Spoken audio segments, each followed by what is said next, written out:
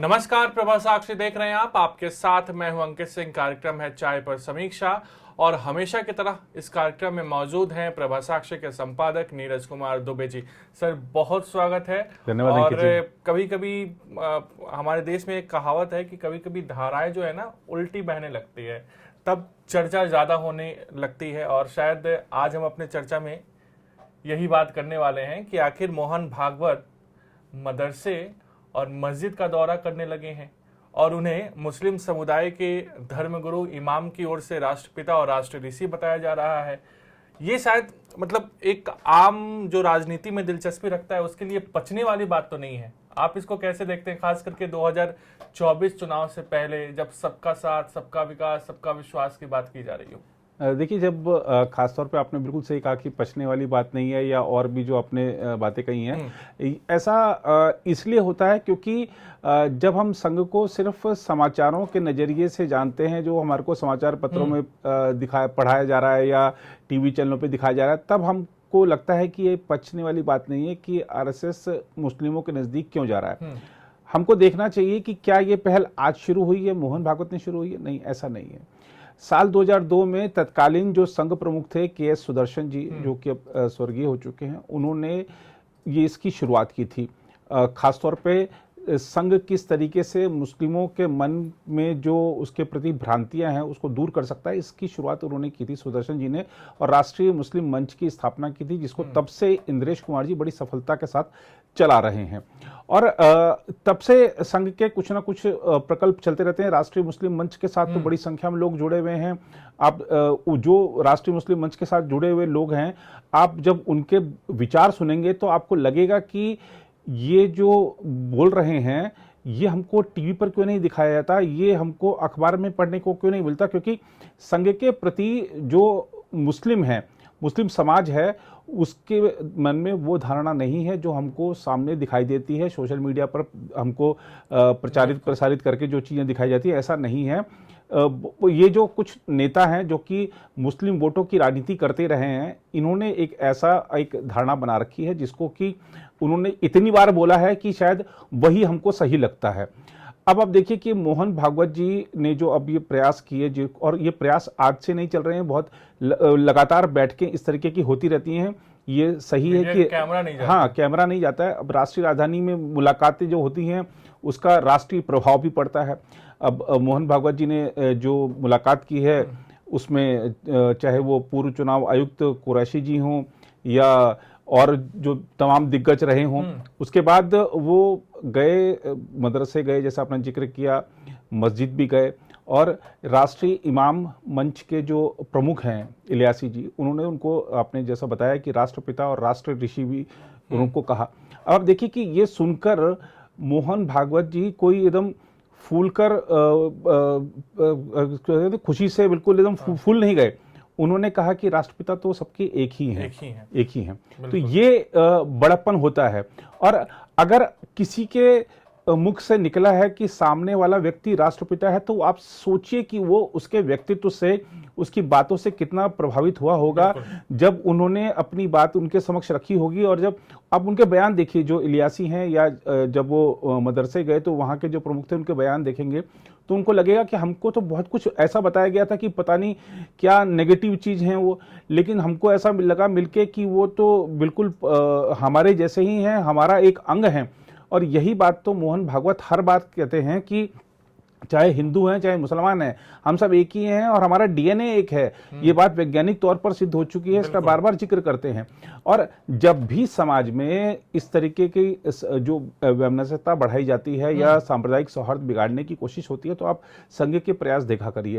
अब आप देखिए कि जब ज्ञानव्यापी वाला मामला आया सामने, तब अचानक से हर जो मस्जिद है, चाहे किसी भी शहर में हो, उसमें मांग होने लगी नहीं इनकी खुदाई हो यहाँ पर तो यहाँ भी शिवलिंग मिलेगा। लगातार एक ऐसा अभियान चल रहा, लगातार ऐसी डिमांड्स आने लग गई थी। तब मोहन भागवत जी ने कहा था कि हर मस्जिद के नीचे शिवलिंग नहीं ढूंढिए, जो कुछ हिंदुओं के लिए प्रमुख स्थल हैं उनको आप छोड़िए, बाकी सब जगह इस तरीके का व्यवहार मत करिए। आप देखिए कि उस बयान का कितना प्रभाव पड़ा था। उस बयान का प्रभाव यह पड़ा कि लगातार इस तरीके की जो मांगे उठ रही थी वो सब थम गई। लगातार जो विवाद बढ़ रहे थे या लोग एक दूसरे के खिलाफ बयान दे रहे थे, वो एकदम से थम गया था।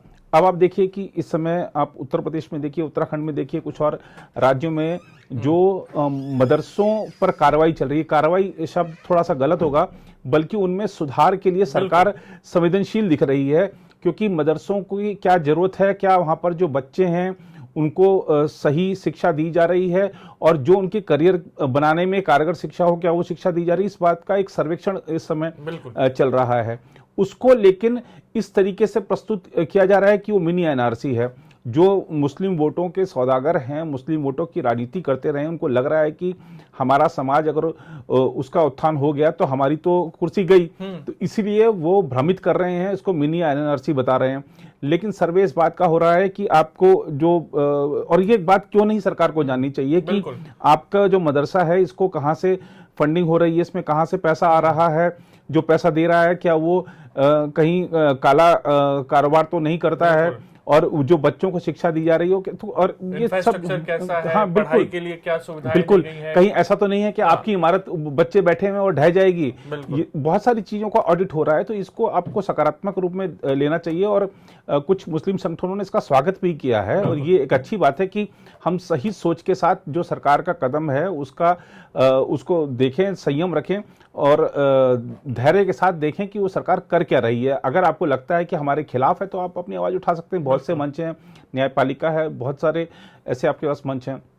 लेकिन जो मोहन भागवत जी ने जो अभी जो मुलाकातें हुई हैं, मैं ये जरूर कहना चाहूँगा कि इसके खिलाफ जो बयान आए हैं, खासतौर पर चाहे वो ओवैसी हों या कुछ और ऐसे नेता जो कि ये मानते हैं कि वो स्वयंभू अपने आप को मुस्लिमों का नेता मानते हैं। आप ओवैसी जी की बात कर लीजिए, मुस्लिमों से जुड़ा कोई भी मुद्दा आएगा वो तुरंत टीवी चैनलों पर आ जाते हैं और अपनी राय रखते हैं, आरएसएस की विचारधारा पर हमला करते हैं, मोदी सरकार पर हमला करते हैं। लेकिन ओवैसी जी को ये देखना चाहिए कि इससे पहले वो अपने आप को मुस्लिम नेता भले मानते हों और उस नाते वो चुनाव में भी जाते हैं, लेकिन हैदराबाद के अलावा उनको कहाँ सफलता मिलती है? बिल्कुल बिहार गए, बिहार में सीमांचल में ठीक है उनको सफलता मिली कुछ, लेकिन राजद के नेता थे, चले भी गए, वापस चले भी गए। अब आप देखिए उत्तर प्रदेश में उन्होंने इतनी बड़ी संख्या में अपने प्रत्याशी उतारे, क्या हुआ? वो बंगाल भी गए थे, लेकिन उनको कोई अपना नेता मानने को तैयार नहीं है, उनको वोट कटवा के तौर पर देखा जाता है। तो वो अपने आप को नेता मानना छोड़ दें। और जो आरएसएस के प्रयास चल रहे हैं ये लगातार चल रहे थे और आगे भी चलते रहेंगे, ऐसा हमको जानकारी है। और मैं इसको ये कहना चाहूंगा कि अगर हम कांग्रेस की इस समय जो भारत जोड़ो यात्रा चल रही है उसको तो महज तमाशा ही कहना चाहिए। असल में भारतीयों को जोड़ने का जो काम है वो आरएसएस कर रही है। इस अगर हम इसको अगर एक लाइन में हम समेटना चाहें जो कुछ हुआ है पिछले दिनों में, तो भारत जोड़ो यात्रा एक तमाशा है, भारतीयों को जोड़ने का काम आरएसएस कर रही है। सर आपने बहुत बड़ी बात कही है, लेकिन देखना दिलचस्प होगा कि मोहन भागवत जी का आगे किस तरह का कार्यक्रम रहता है, और खास करके जिस बयान का आपने ज्ञानवापी के बाद उन्होंने जो कहा था उसका कितना प्रभाव पड़ा, क्योंकि उस समय बयानवीर जो थे वो लगातार बयान दे रहे थे, लेकिन मोहन भागवत जी की एक अपील के बाद उसमें कमी देखने को मिली थी। और यही तो जो सांप्रदायिक सद्भावना है उसको बनाए रखने के लिए और लोगों को आगे आना पड़ेगा जी। और जैसा आपने कहा कि उन्होंने राष्ट्र ऋषि की उनको उपाधि थी, तो ठीक है, उपाधि से कोई सहमत हो सकता है, असहमत हो सकता है, लेकिन इसमें कोई दो राय नहीं कि उनका एक अपना एक उनका व्यक्तित्व है। और समाज के ऐसे जो प्रमुख लोग हैं उनका ये कर्तव्य बनता है, जिम्मेदारी बनती है कि समाज को समय समय पर मार्गदर्शन दें, ताकि अगर कोई भटकाव आ रहा है, कोई किसी तरीके की बाधा आ रही है तो वो दूर हो। तो वो अपने एक समाज के प्रमुख व्यक्ति होने के नाते एक जिम्मेदारी निभा रहे हैं और इसका स्वागत किया जाना चाहिए। बिल्कुल। और इसी कमरे में बैठकर कोई बयान नहीं देते हैं, वो खुद हर देश के हर हिस्से का दौरा करते हैं जी, उनके संगठन के लोग। और मदरसे में जब वो गए थे उन्होंने बच्चों से पूछा भी कि आपको क्या पढ़ाया जा रहा है। उन्होंने उनकी सामान्य ज्ञान की परीक्षा लेने के लिए कुछ एक प्रश्न भी पूछे थे। तो ये दर्शाता है कि वो चाहते हैं कि उनको एक गुणवत्तापूर्ण शिक्षा मिले, वो भी डॉक्टर इंजीनियर बने और जिस क्षेत्र में वो अपना करियर बनाना चाहते हैं वहां पे अपना करियर बनाए। तो ये एक अच्छी बात है, इसको सकारात्मक रूप में लेना चाहिए। खैर परीक्षा की घड़ी तो पीएफआई के लिए भी है। क्योंकि जिस तरीके से इस सप्ताह हमने देखा है कि कम से कम देश के 15 राज्यों के 93 ठिकानों पर छापेमारी की गई है, 106 से ज़्यादा लोगों को गिरफ्तार भी किया गया, कई खुलासे भी हुए हैं। प्रधानमंत्री नरेंद्र मोदी की सभा जो पटना में हुई थी उसको लेकर भी खुलासे हुए हैं। पीएफआई सर, क्या सरकार के लिए आसान है उसको अचानक एक बार ये कह देना कि वो पूरे बैन है पूरी तरीके से? सरकार जिस तरीके से पीएफआई को लेकर एक्शन में दिख रही है, जो कुछ दिनों पहले एक 47 करके एक बुक भी आया था उन लोगों के सामने, क्या उससे कोई कनेक्शन है? ये पूरा का पूरा मामला क्या है? क्या पीएफआई जिस तरीके से केरल में बंद बुलाया गया पीएफआई की ओर से, और आपका ट्वीट मैंने पढ़ा, कांग्रेस ने भी उस दिन आराम करने छुट्टियां मना ली, तो उसका कोई संबंध है? मतलब बहुत सारी चीजें हैं जो इस एक्शन के बाद घटित हुई हैं, और राहुल गांधी की टिप्पणी भी आई थी। जी, लेकिन देखिए आपने पीएफआई की बात करी, तो पीएफआई के बारे में एनआईए ने जो बयान जारी किया उसको देखिए। एनआईए ने क्या कहा है, वो समाज में लोगों के बीच में एक डर फैलाने का काम कर रहा है, कभी हाथ काट देना, कभी इस तरीके की जघन्य वारदात करना जिससे समाज के अंदर भय व्याप्त हो। तो ऐसे जो संगठन हैं उन पर कार्रवाई निश्चित तौर पर होनी चाहिए, और ये कार्रवाई अब तक का सबसे बड़ा अभियान भी रहा है एनआईए का, जो आपने बताया कि 106 लोग गिरफ्तार हुए हैं। और ये जो कार्रवाई है ये अब ठीक है कि देर आए दुरुस्त आए, लेकिन पहले से होनी चाहिए थी, क्योंकि पीएफआई जिस तरीके से आप देखिए जहां कहीं भी, अब चाहे वो सीए विरोधी आंदोलन हो, चाहे दिल्ली के दंगे हों, चाहे ये जो असम में जो चल रहा था, ऐसे बहुत से राज्यों में, अभी बिहार में एक मॉड्यूल का खुलासा हुआ, अनेक राज्यों से लगातार इस तरीके के मॉड्यूल्स का भंडाफोड़ होता है। और आपने जैसा कि उनका विजन डॉक्यूमेंट 2014 का 47 का जिक्र किया, तो वो भारत को एक इस्लामिक राष्ट्र में बदलने के लिए, उसका लक्ष्य हासिल करने के लिए जिस तरह से युवाओं को दिग्भ्रमित कर रहे हैं, उनको आतंक की राह पर धकेल रहे हैं, उनको प्रशिक्षण दे रहे हैं, पैसा उनको बाहर से फंडिंग हो रही है, पैसा कहां से आ रहा है, कहां इस्तेमाल हो रहा है, इस सब का विषय जांच का है ही। और एनआईए ने मामला हाथ में लिया है, तो जाहिर सी बात है चीजें बहुत सारी अभी सामने आनी बाकी हैं। लेकिन आप देखिए कि केरल में खासतौर पर जब इस पीएफआई संगठन ने जब बंद बुलाया, बंद के दौरान तोड़फोड़ की गई, कड़ी सुरक्षा के बावजूद तोड़फोड़ की गई। और अब अच्छी बात यह लगी कि जो जनता है उन्होंने पीएफआई के कार्यकर्ताओं को वापस जवाब देना शुरू कर दिया है। जब पीएफआई के कार्यकर्ता, जब हमने विजुअल्स देखे कि पीएफआई के कार्यकर्ता जबरन बंद करा रहे हैं दुकानों को या तोड़फोड़ कर रहे हैं, तो जनता ने पलटवार किया। तो जनता अब पीएफआई के खिलाफ अगर केरल की खड़ी हो रही है तो इसका स्वागत होना चाहिए। और पीएफआई वाकई में एक ऐसा संगठन बन चुका है जिसको कि अब बहुत दिनों तक सक्रियता के साथ काम नहीं करने देना चाहिए, क्योंकि ये समाज के लिए अब खतरा बन चुका है। इसको तत्काल प्रतिबंधित करना चाहिए, सरकार को कदम उठाना चाहिए। चाहे हम देखें कर्नाटक में प्रवीण नेतार की जो हत्या हुई थी, उसके बारे में भी इसके सामने भी आया कि केरल से कुछ लड़के आए थे, पीएफआई के कार्यकर्ता थे, मारकर चले गए। अब ठीक है, जांच में सामने आएगा कि असल में हुआ क्या था, लेकिन पहले जो मीडिया रिपोर्टें आई उसमें यही बताया गया। तो पीएफआई लगातार, और उसके बाद देखिएगा अब किस तरीके से आंदोलन हुए थे वहां पर। कर्नाटक की बीजेपी सरकार को जो अपनी वर्षगांठ संबंधी आयोजन थे वो सब उनको रद्द करने पड़ गए थे, इतना बड़ा आंदोलन हो गया था। वो जो बीजेपी के युवा मोर्चा के कार्यकर्ता थे वो अपने ही मंत्रियों को घेर रहे थे, बहुत बड़ा हंगामा हुआ। ऐसे ही हंगामे अक्सर हम देखते हैं पीएफआई की वजह से हो जाते हैं। और खासतौर पे जब आपने देखा था कि उत्तर प्रदेश में भी कुछ पत्थरबाजी वगैरह में इसका पीएफआई का हाथ सामने आया था, तो पीएफआई पर कार्रवाई होनी चाहिए। और जैसा कि आपने जिक्र किया कि केरल में जब एक दिन का बंद था तो कांग्रेस ने उस दिन अपनी पदयात्रा रोक दी। कांग्रेस की जो भारत जोड़ो यात्रा यह समय केरल में है, और ये अभी आपने देखा होगा कि शायद उन्होंने हफ्ते 10 दिन पहले भी एक दिन का अवकाश लिया था, लेकिन उसके बारे में पहले सूचित किया था।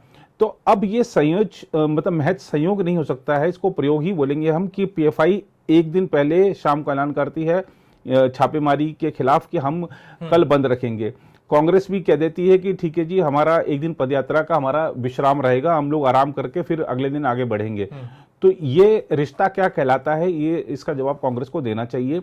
खासतौर पर ये रिश्ता क्या कहलाता है हम इसलिए कह रहे हैं, सवाल इसलिए पूछ रहे हैं क्योंकि ये जग जाहिर है कि जो कांग्रेस है वो वेलफेयर पार्टी ऑफ इंडिया, जो कि हम कह सकते हैं कि जो भारत विरोधी काम करती है, देश विरोधी गतिविधियों में लिप्त रहती है, उसके साथ कांग्रेस का गठबंधन रह चुका है। मुस्लिम लीग के साथ कांग्रेस का गठबंधन रहा है। तो कांग्रेस को जवाब देना चाहिए कि क्या ये सिर्फ एक महज संयोग था या प्रयोग था।